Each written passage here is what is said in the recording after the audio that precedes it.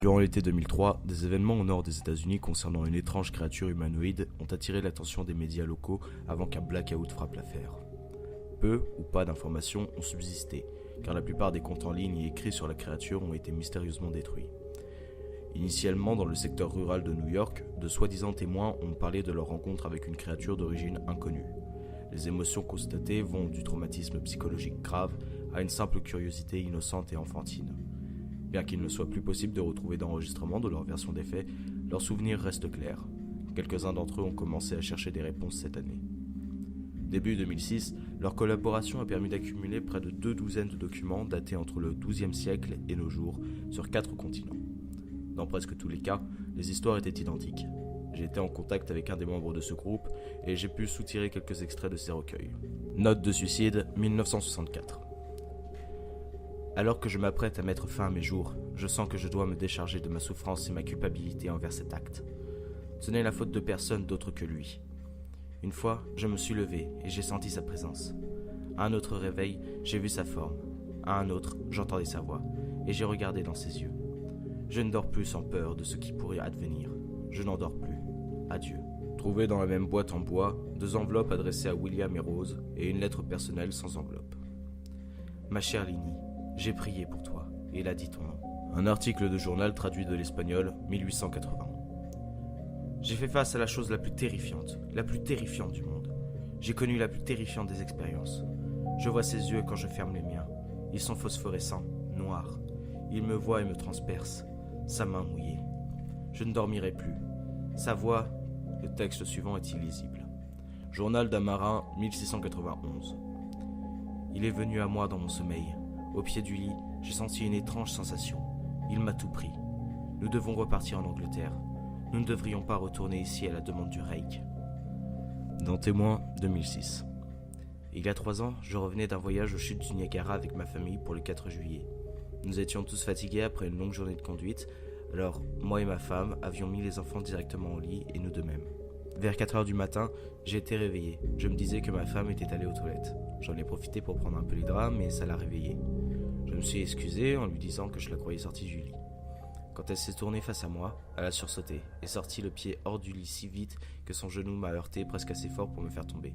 Puis, elle m'a attrapé sans rien dire. Après m'être habitué au noir de la chambre, j'ai pu voir ce qui a causé cette étrange réaction.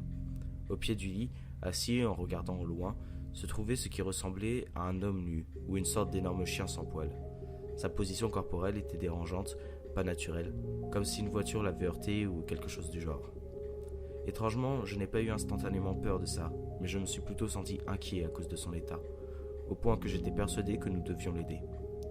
Ma femme se tenait recroquevillée le plus possible en position fétale, me regardant de temps en temps avant de fixer la créature. En un clin d'œil, la créature a fondu sur un côté du lit et a rampé rapidement le long de celui-ci jusqu'à être à quelques centimètres de ma femme.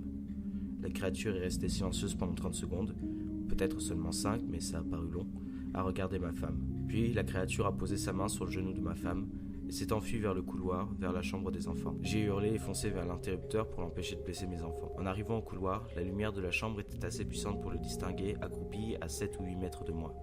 Il s'est tourné et m'a regardé directement, couvert de sang. J'ai allumé la lumière du couloir et j'ai vu ma fille Clara. La créature a descendu les escaliers alors que moi et ma femme courions vers notre fille. Elle était gravement blessée et n'a dit qu'une seule chose avant de nous quitter.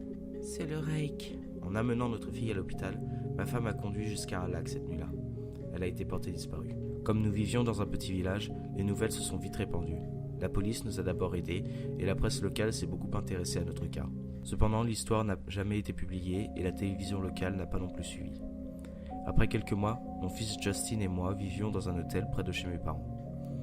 Après avoir décidé de revenir à la maison, j'ai commencé à chercher des réponses. J'ai finalement trouvé un homme dans la ville voisine qui a vécu une histoire similaire.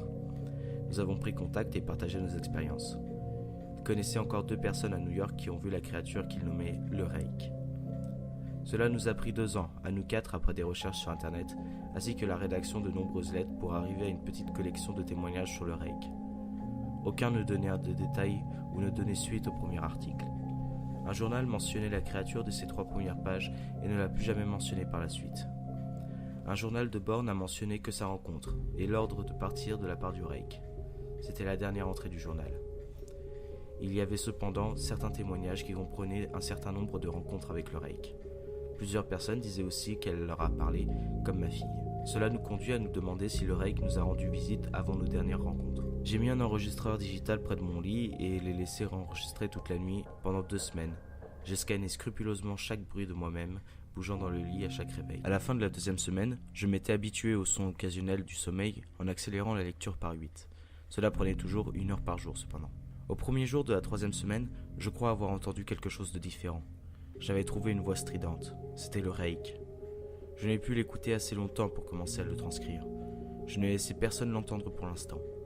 Tout ce que je sais, c'est que je l'ai déjà entendu. Et maintenant, je crois qu'il a parlé quand il s'était assis devant ma femme. Je ne me rappelle pas avoir entendu quelque chose cette fois-là, mais pour une raison inconnue, la voix de l'enregistreur m'a rappelé instantanément ce moment. Les pensées qui ont dû traverser l'esprit de ma fille m'ont vraiment mis en colère. Je n'ai pas revu le Reik depuis qu'il a ruiné ma vie, mais je sais qu'il est dans ma chambre quand je dors. J'ai peur qu'une nuit je me réveille pour le voir me regarder dans la nuit.